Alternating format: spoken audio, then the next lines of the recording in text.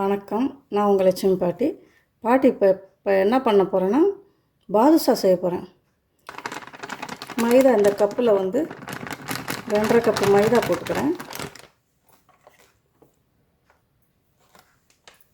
இந்த cup 100 gram cup. 250 gram மைதா போட்டுக்கலாம்.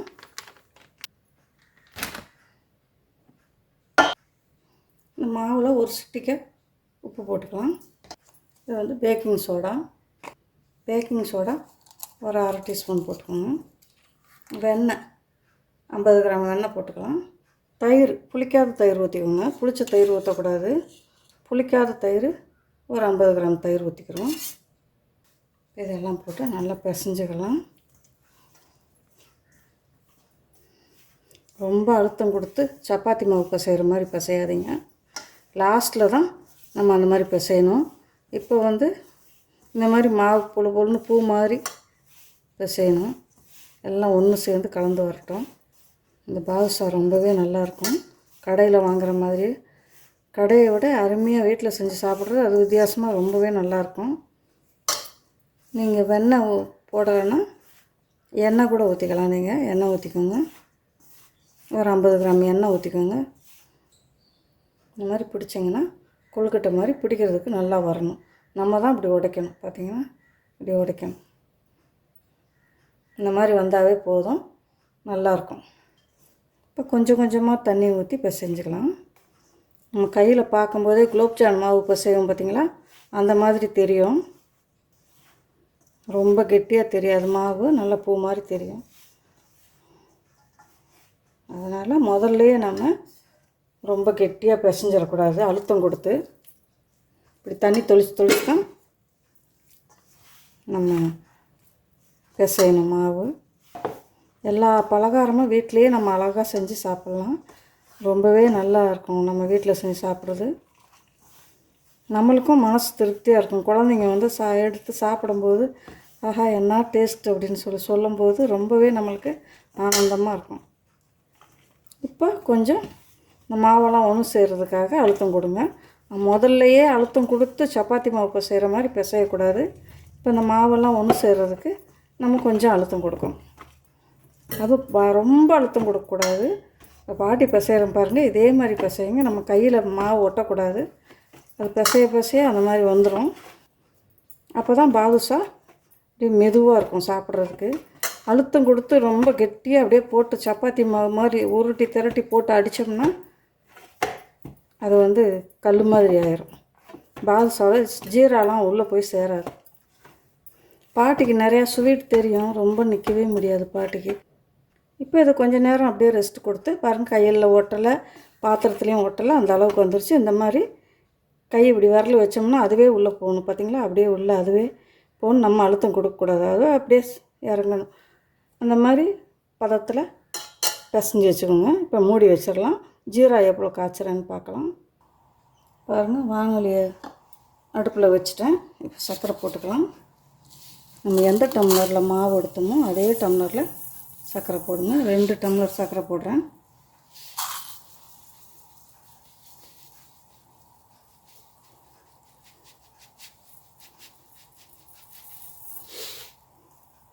ரெண்டு கப்பு, இந்த கப்பால் 2 கப் சர்க்கரை போட்டுட்டேன்.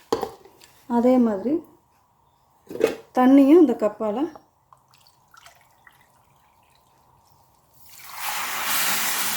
2 கப்பு தண்ணி ஊற்றணும்.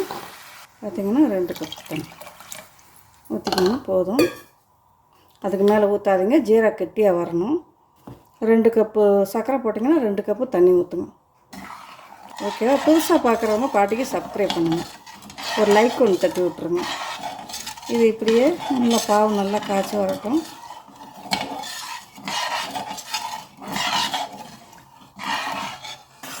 பாருங்கள், பாவு பார்த்த காமிக்கிறேன், எப்படி பாவு எடுத்துருக்குறேன் பாட்டின்னு. இந்த பதம் எடுத்திங்கன்னா போதும்.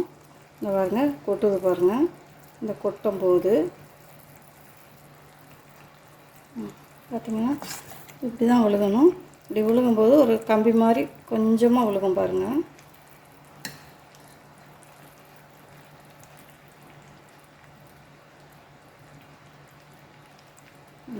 பார்த்தீங்களா, அந்த மாதிரி கம்பி மாதிரி விழுகணும் லேசாக. உடனே அந்த மாதிரி விழுகணும். அந்த மாதிரி விழுந்தால் போதும், எடுத்துடணும். இப்போ ஸ்டவ்வை நான் ஆஃப் பண்ணிடுறேன். இந்த பாவு இருக்கட்டும் அப்படியே அடுப்பில். நம்ம பாதுஷா ரவுண்டு பிடிச்சிட்டு வந்துடலாம். எப்படி மாவு எப்படி வந்திருக்குன்னு பார்க்கலாம் வாங்க.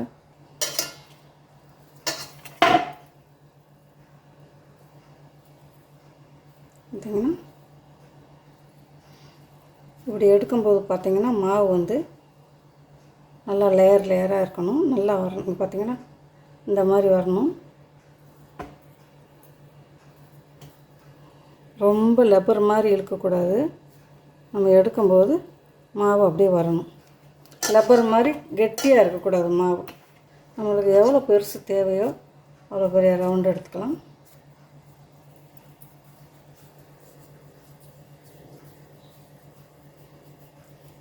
ரொம்ப அழுத்தி உருட்டாதீங்க. இது ரொம்ப லேசாகவே இருக்கும். இந்த மாதிரி எடுத்துக்கோங்க ரவுண்டாக.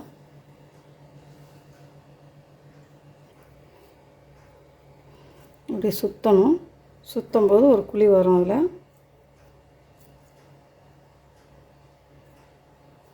குழி வரும். நம்மளுக்கு அப்படியே பாதுஷா வந்து ரவுண்டாக உங்களுக்கு தெரியும்.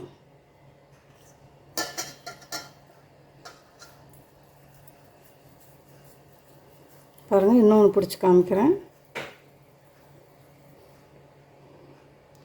நீங்கள் இப்படி கூட பண்ணலாம். உங்களுக்கு அப்படி ரவுண்டு வரலைன்னா இப்படி கூட நீங்கள் குழி வைக்கலாம். நீங்கள் அது வந்து இப்படி ஒரு ரவுண்டு சுற்றினோம்னா உங்களுக்கு வந்து ஒரு நல்ல ஒரு இப்படி ஒரு அழகாக ரவுண்டாக கிடைக்கும். பாதுஷா ஒரு ஷேப்பாக கிடைக்கும்.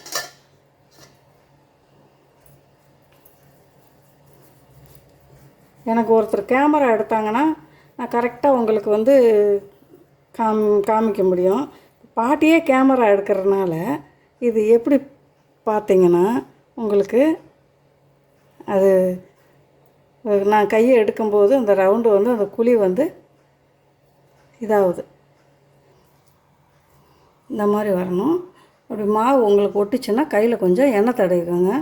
பாட்டிக்கு ஒட்டலை, நல்லா அப்படியே வருது. வெண்ணெய் போட்டிருக்கேன் இல்லையா, ஒட்டலை. இந்த மாதிரி ஒன்று போட்டு வச்சுக்கோங்க. இப்படி சுற்றுனீங்கன்னா கையில் நெய் தடவிட்டு இப்படி சுற்றுனா உங்களுக்கு கரெக்டாக வரும். பாருங்க, இந்த மாதிரி ஒரு இது வரணும். லேயராக அப்படியே வரணும்.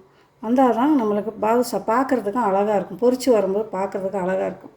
இப்போ எத்தனை வந்திருக்குன்னு பார்க்க 2 4 6 8 10 12 14 வந்திருக்குது பாருங்கள். 15 கூட வரல. 1/4 கிலோவில் அவ்வளோதான் வரும். நீங்கள் வந்து 1/2 கிலோ மாவு போட்டுக்கிட்டிங்கன்னா கரெக்டாக இருக்கும். இங்கே இனிப்பு யாரும் அவ்வளோவா அதிகமாக சாப்பிட மாட்டாங்க. அதெல்லாம் கொஞ்சமாக செய்கிறேன் பாட்டி. ஜீராவில் பாட்டி வேர்க்கடலைங்கிறேன். ஏன்னா ஏலக்காய் போடுறத காமிக்கலை உங்களுக்கு. ஏலக்காய் போட்டுருக்கேன் பாருங்கள். ஜீராவில் போடும்போது நான் காமிக்கலை. வேறு பாத்திரத்தில் எடுத்துக்கிட்டேன். கொஞ்சம் அகலமான பாத்திரத்தில் எடுத்துக்கேன். பாதுஷாவுக்கு எண்ணெய் காய்ச்சல் ரொம்ப ரொம்ப முக்கியம். இந்த பாருங்கள், ஒரு சின்ன பீஸ் அதில் போட்டிருக்கேன் பாருங்கள். எடுத்து எண்ணெய் வந்து லேசான சூடில் தான் இருக்கணும்.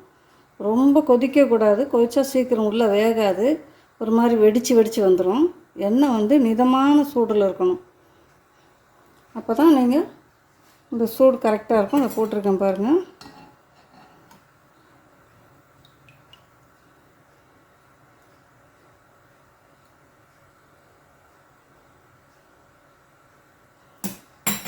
அது மேலே வருது பாருங்கள். எப்படி மேலே வருது அந்த மாதிரி இருக்கணும். எண்ணெய் வந்து மிதமான சூடில் தான் இருக்கணும். பாருங்கள், போடும்போது எப்படி இருக்குது பார்த்தீங்களா? இந்த மாதிரி சூடில் தான் போடணும் பாதுஷா. எண்ணெய் கொதிக்கிற எண்ணெயில் போட்டுறாதீங்க.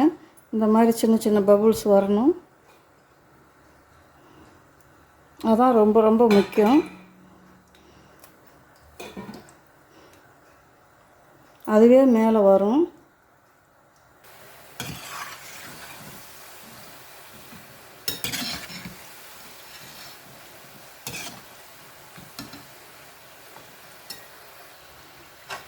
இந்த பதத்தில் எடுத்துடணும். ஸ்டவ்வை நீங்கள் ஸ்லோவாக தான் வைக்கணும். நான் அதனால மேலே வரும்போது நான் பாட்டி வீடியோவை ஆன் பண்ணல. அப்படி தான் ஒரு சமயம் பாட்டி மறந்துடும்.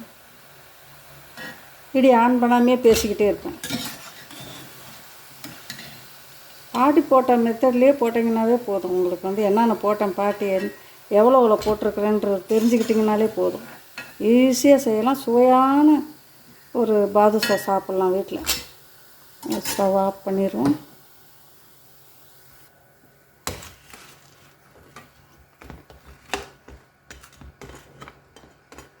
நல்லா ஊறட்டும். ஊறின அப்புறம் பாட்டி எடுத்து காமிக்கிறேன் உங்களுக்கு எப்படி வந்திருக்குதுன்றதை உங்களுக்கு எடுத்து காமிக்கிறேன். இப்போ தானே போட்டிருக்கோம், உடனே எடுத்து காமிக்க முடியாது, கொஞ்சம் நேரம் ஆகட்டும். பாட்டி எடுத்து காமிக்கிறேன். பாருங்கள், பாதுஷா ரொம்ப அருமையாக அழகாக வந்திருக்குது. பார்த்திங்கன்னா இதே மாதிரி பாதுஷா செஞ்சு நீங்களும் வீட்டில் செஞ்சு பாருங்கள். கொஞ்சமாக மாவு போட்டு செஞ்சு பாருங்கள். சாப்பிட்டுக்கிட்டே இருக்கும் போதும் மேலே மொறுமொறுன்னு இருக்குது, உள்ளே கடிக்கும்போது மெதுவாக இருக்குது. இன்னும் ஜீராவில் ஊறும்போது இன்னும் நல்லாயிருக்கும். நான் ஒரே டைமில் உங்களுக்கு காட்டும்போது ஊறணும், கொஞ்சம் நேரம் ஊறிட்டால் ரொம்பவே மெதுவாக நல்லாயிருக்கும். பூ நல்லா நைஸாக தான் இருக்குது சாப்பிட்றதுக்கு. நீங்கள் இதே மாதிரி பாதுஷா செஞ்சு பழகி பாருங்கள். கொஞ்சமாக பாட்டி போட்ட மாதிரி கொஞ்சமாக மாவு செஞ்சு கொஞ்சமாக முதல்ல பழகும்போது கொஞ்சமாக செய்யுங்க. பாட்டி வீட்டில் வந்து யாரும் இனிப்பு சரியாக சாப்பிட மாட்டாங்க. நானும் என் பேரனும் சாப்பிடுவோம். அதனால பாட்டி கொஞ்சமாக செஞ்சுருக்கிறேன். ஓகேவா? இதே மாதிரி நீங்களும் செய்யுங்க, செஞ்சு பழகுங்க. செஞ்சு பார்த்துட்டு பாட்டிக்கிட்ட எப்படி வருதுன்னு பாட்டிக்கு சொல்லுங்கள். பேக்கிங் சோடா போடுங்க கண்டிப்பாக. பேக்கிங் சோடா இல்லாட்டி வீட்டில் இருக்கிற இட்லி மாவுக்கெல்லாம் போடுவோம் இல்லையா, அந்த சோடா போடுங்க. கொஞ்சமாக போடுங்க. பேக்கிங் சோடாவாக இருந்தால் 1/2 கிலோவுக்கு 1 ஸ்பூன் போடுங்க. போட்டு இந்த மாதிரி கொஞ்சம் நேரம் மாவு வச்சுட்டு இந்த மாதிரி பொரித்து ஜீராவில் போட்டிங்கன்னா போதும். இது ரொம்ப ஈஸியான வேலை தான். அருமையான பாதுஷா நம்மளுக்கு கிடைக்கும். அவ்வளோ சுவையாக இருக்குது. பட்டர் போட்டு பிணைஞ்சேன் இல்லையா, அவ்வளோ நல்லா சுவையாக இருக்குது. அடுத்து ஒரு நல்ல வீடியோவில் சந்திப்போம். இந்த வீடியோ பிடிச்சிருந்தால் பாட்டிக்கு சப்ஸ்கிரைப் பண்ணுங்கள், ஒரு லைக் ஒன்று கொடுத்துருங்க. மறக்காமல் புதுசாக பார்க்குறவங்க பாட்டிக்கு சப்ஸ்கிரைப் பண்ணுங்கள். தேங்க்யூ.